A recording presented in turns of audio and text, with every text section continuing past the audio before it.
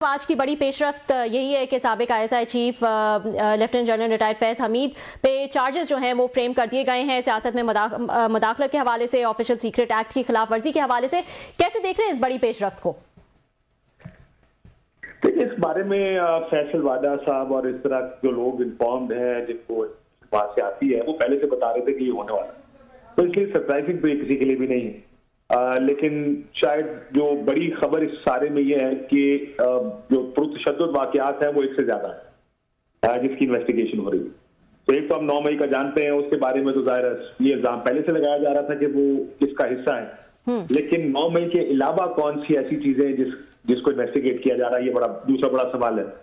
क्या अब जो पुरतशद्दुद वाकयात ज़हन में आते हैं उसमें मुझे तो इमरान खान साहब पर जो गोली चली वो एक ज़हन में आती, जब उनको गोलियां लगी वजीराबाद में, क्या उसकी बात हो रही है, या कोई ऐसे वाकयात बताए जा रहे हैं जो जिसमें एक्चुअली कोई तशद्दुद हुआ नहीं लेकिन होना था। अब क्या उन वाकयात का जिक्र है? तो ये बड़ा इंटरेस्टिंग होगा कि जब तफसील मजीद जाएगी, लेकिन वो तफसील भी तो इसी तरह दी जाती है। लेकिन एक याद रखिएगा, इसमें जो उसके अगला नुक्ता है जिसमें सियासी जो अवामिल है या जो सियासी पॉलिटिकल पार्टीज हैं उनका इसके ऊपर रोल जी, वो ही सेड शी सेड से शायद इतना काम ना चले। देखिए, जो मकबूल सियासी जमातें होती हैं उनको आप सजाएं तो दे सकते हैं, लेकिन सजाएं ऐसी होनी चाहिए और केसेस ऐसे होने चाहिए जिसको देखकर बियॉन्ड रीजनेबल डाउट लोगों को यकीन हो कि हाँ जिस वजह से सजा दी जाएगी, और बात भी नजर भी आ रहा है कि ये ठीक है। ये ना हो कि ये कहा जाए कि वो जो होता है ना कि इल्जाम भी है और इल्जाम उन्होंने कह दिया सो इस वजह से ये इस तरह होगा, शायद इस तरह नाकाफी होगा। मेरा ख्याल है आई एम अस्यूमिंग कि ज्यादा एविडेंस होगा, ऐसा एविडेंस जिसको कोई क्वेश्चन ना कर सके, जिसको इनकॉन्ट्रोवर्टिबल एविडेंस। अब देखते हैं एविडेंस क्या सामने आता है, केस कैसे चलता है। तो ये अगली फेज बड़ी इंटरेस्टिंग होगी कि तरीके साहब और इमरान खान साहब को कैसे मिलिट्री कोर्ट्स में लेके जाते। जी, मैं यही पूछने वाली थी कि इमरान खान साहब जो है वो अब कितनी मुश्किल में हैं, क्योंकि हुकूमत तो कहती है जो भी इनकी एक्टिविटीज़ हैं फैज हमीद साहब की, वो जो है उसके ताने बाने, उसका गठजोड़ जो है वो इमरान खान और पीटीआई से मिलता है। तो इमरान खान साहब के लिए कितनी मुश्किल होगी अब? देखिए, इमरान खान साहब ऑलरेडी जेल में, और कितना अंदर जाएंगे? मैं एक ही जेल में ही अंदर ज्यादा सजा ही दे सकते हैं। ऑलरेडी 14 साल या 10 साल या जितने भी केसेस में उनको सजाएं हो रही हैं, इसी तरह की एक सजा और हो जाएगी। तो उनको अगर आप ये कहें कि उनकी मुश्किल बढ़ जाएगी, जेल में है, जेल में रहे, सो मुश्किलात अपनी जगह जो तरीके इंसाफ की हैं वो ज्यादा बढ़ जाएंगी, क्योंकि अगर वो मिलिट्री कोर्ट में ट्राई होते हैं जी, और अगर वो मिलिट्री को उस तरफ चला जाता है मामला, तो प्रेशर तरीके इंसाफ पर इसका ज्यादा पड़ेगा, मजीद लोग भी इस इन्वेस्टिगेशन में सामने आएंगे। सो इमरान खान साहब की मुश्किलात तो बढ़ने से ये है कि ये जरूर है कि जो इन कोर्ट्स में मामलात हैं वो बहुत ज्यादा डॉजी तरीके से सुनाई दी गई। आपने देखा 12 बजे रात को कोर्ट्स और ना फर्ज जुर्म आयद की गई, और किस तरह इन केसेस का फैसला किया गया। इस केस में जरा थोड़ा सा मुख्तलिफ भी होगा कि ये मिलिट्री कोर्ट, अब देखते हैं कि एक्सेस कैसे देंगे, क्या मीडिया को कवर करने की इजाजत होगी, क्या लोग वहां जाके केस सुन पाएंगे, रिपोर्ट हो सकेगा, ट्रांसपेरेंसी इसमें कितनी होगी, जो इल्जाम लगा है उसके लिए एविडेंसेस क्या दिए जाते हैं।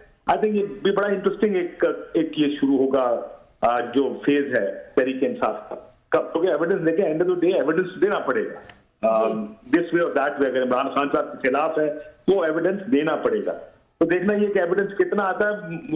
आई थिंक तरीके इंसाफ should look forward to it, because वो जुडिशियल कमीशन तो नहीं बात सकता, लेकिन एविडेंस जो प्रेजेंट होगा वो ये इस बात का फैसला जरूर करेगा, ये बात जरूर डिटरमिन करेगा कि वो जो क्लेम्स हैं तरीके इंसाफ के, वो कहेंगे देखें जी हमारे खिलाफ एविडेंस ही नहीं, अगर एविडेंस पेश ना किया गया तो, या सर्कमस्टेंशियल एविडेंस हुआ तो let's see what kind of evidence comes through.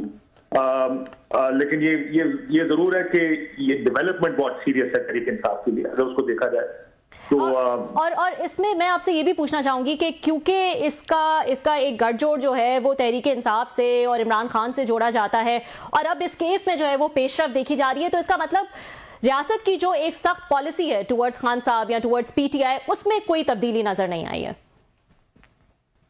नहीं जी, पिछले काफी महीने से उसमें बिल्कुल तब्दीली नहीं है। बहुत क्लैरिटी के साथ रियासत अपनी पॉलिसी पर अमल कर रहा है, एंड दैट्स नॉन निगोशिएबल। कोई निगोशिएशन इमरान खान साहब के साथ नहीं होंगी, कोई बातचीत नहीं होगी, उनके लिए कोई सॉफ्ट कॉर्नर नहीं है, उनके लिए कोई आप देखा, मैं अक्सर मिसाल देता हूँ अपने प्रोग्राम्स पे कि नवाज शरीफ साहब 1999 का वाकया जब उनको गिरफ्तार किया गया, कू हो गया पाकिस्तान में, 1 साल बाद पाकिस्तान से बाहर चले गए। 2017 में उनको सजा हुई, 2018 1 साल, 1.25 साल, 1.5 साल के बाद पाकिस्तान से बाहर चले गए।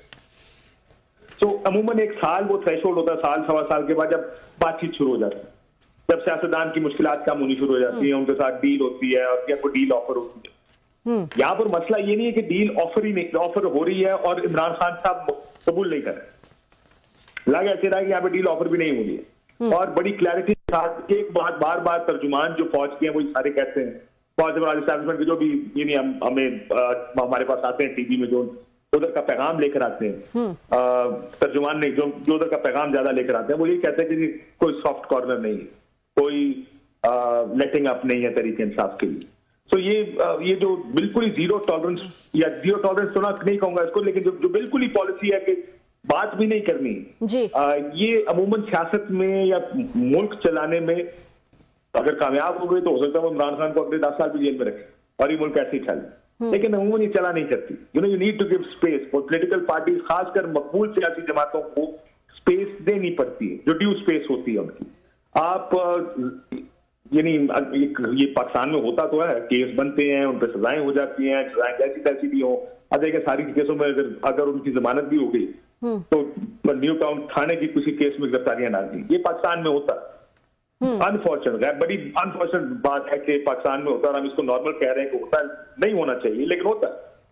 जिसमें किसी भी केस में आपको अंदर डाल देंगे, हो सकता है वो 10 साल आपको इन केसेस में अंदर डाल करें, लेकिन ये होना नहीं चाहिए। Democracy do not work like, they work according to some sort of rule of law, कोई कानून के तहत काम होता है। हमारे यहाँ पे बस ताकत का एक निजाम है, वो ताकत का निजाम जब तक ताकत वो डंडा फिरेगा तो फिरता रहेगा। हाँ, लेकिन आपको नहीं लगता काशिफ कि ये मुज़ाकरात का ऑप्शन जो है वो इतने टाइम से था खान साहब के पास, अब जाके जो है ऐसा लगता है कि उसमें कुछ सीरियसनेस नजर आई है कि उन्होंने 5 रुकनी कमेटी जो है वो भी बना दी है, लेकिन अब जब वो सीरियस हुए हैं तो आगे से कोई रिस्पांस जो है वो नहीं आ रहा है। सो थोड़ा सा लेट हो गए हैं वो ये सोचने में कि एक मुज़ाकराती कमेटी बनाई जाए और एक सीरियस टर्म्स पे जो है वो मुज़ाकरात के लिए तैयार हैं। बल्कि उमर अयूब साहब ने तो कह दिया कि इंसान हो या फरिश्ते हों तो हम मुज़ाकरात करने को तैयार हैं, तो ये फ्लेक्सिबिलिटी पहले भी दिखाई जा सकती थी। देखिए, इन्होंने बारहा तहरीक इंसाफ की जानिब से इमरान खान साहब जेल से ये कहते रहे कि हम इस्टेब्लिशमेंट से बात, इस्टेब्लिशमेंट बार बार आके प्रेस कॉन्फ्रेंस में कहती रही कि हम इनके साथ बात नहीं करेंगे, अगर साथ बात करनी है तो सियासतदानों से करें। प्रॉब्लम यह है कि तहरीक इंसाफ का ये मानना है कि सियासतदान के पास हमें देने को कुछ नहीं, वो तो बेनिफिशरी है सारे 8 फरवरी का, उस सारी धांधली का, 4.7 की गवर्नमेंट है, ये हमें क्या दे सकते हैं। बात भी ठीक है। देखिए, अगर आप इफेक्टिवली इस निजाम को देखें कि खड़ा किधर है, खड़ा कि जो चीजें तरीके इंसाफ को चाहिए, अगर वो सिर्फ एक नुक्ते पर भी बात करते हैं कि इमरान खान को रिहा कर दिया, एक नुक्ता भी अगर इमरान खान रिहा कर भी दिया जाए तो वो ही इमरान शायद इस हुकूमत को गिराने के लिए काफी होगा, क्योंकि इमरान खान साहब बाहर आके चुप तो बैठेंगे नहीं। उनकी क्राउड पुल क्या है, वो मकबूल एक लीडर है, ये हम सब जानते हैं। उन्होंने और उनके 8 फरवरी का इलेक्शन ही उठा के देख लें, उससे पहले कि उनकी पॉलिटिकल एक्टिविटी जो जलसे जुलूस है वो उठा के देख लें, तो मकबूल तो वो बहुत है। आज फवाद चौधरी साहब ये कह रहे थे कि मौलाना फजल रहमान साहब ने ये बात राना सनाउल्ला साहब को कही कि आप इमरान खान को के साथ बातचीत करें, उसको रिहा करें। मैंने कहा उसको रिहा करने का मतलब है हुकूमत हमारी गिर जाए और फिर इलेक्शन हो, इमरान खान 2 तिहाई से ज्यादा से हुकूमत में आए और हम सारे जेल में बैठे।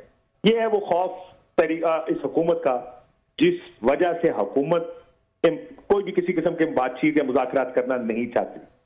इमरान खान की मकबूलियत जो सबसे बड़ा एडवांटेज है उनका, वही उसका सबसे बड़ा डिसएडवांटेज है कि इतनी मकबूलियत है जिसका खौफ सबको है, इसकी वजह से कोई ये चांस नहीं लेना चाहता कि उनके साथ बातचीत हो और वो किसी तरह जेल से बाहर आ जाए, क्योंकि उनका जेल से बाहर आना it will disturb the Apple cart.